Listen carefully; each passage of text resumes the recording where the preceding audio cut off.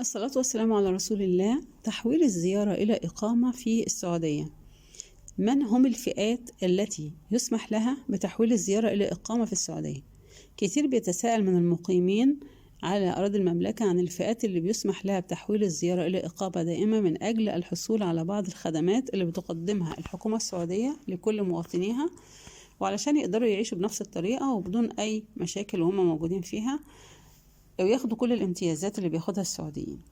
الفئات التي يسمح لها بتحويل الزيارة، طبعا هناك الكثير من الوافدين على المملكة من جميع دول العالم بيقوموا بالعمل وكسب المال وتحقيق مستقبل أسرهم وأولادهم.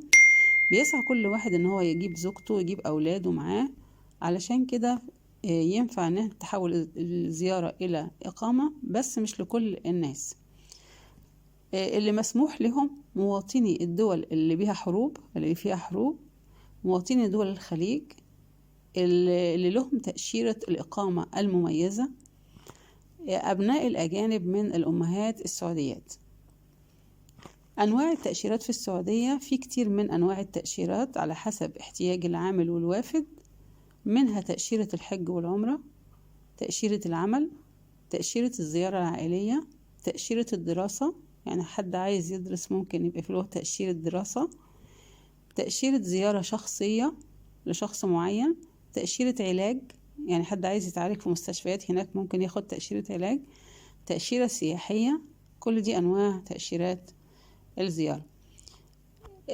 لو أنت هنا محتاج حاجة من الحاجات دي كلها وعايز تتواصل مع وزارة الخارجية السعودية، تقوم الخارجية السعودية بإتاحة العديد من طرق التواصل من قبل المواطنين والوافدين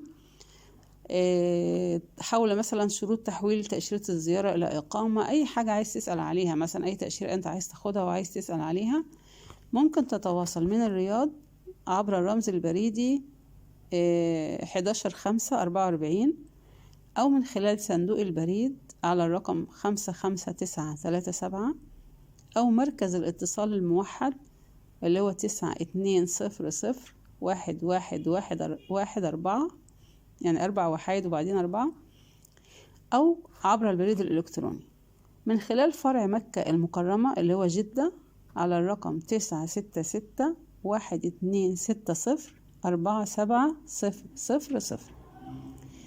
فرع المنطقة الشرقية اللي هي الدمام على الرقم 96613806400. فرع منطقة المدينة المنورة 96614861710.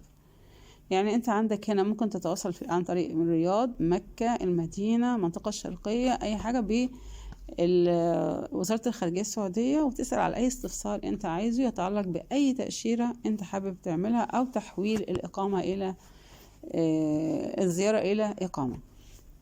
وإلى اللقاء في فيديو قادم. السلام عليكم ورحمة الله وبركاته.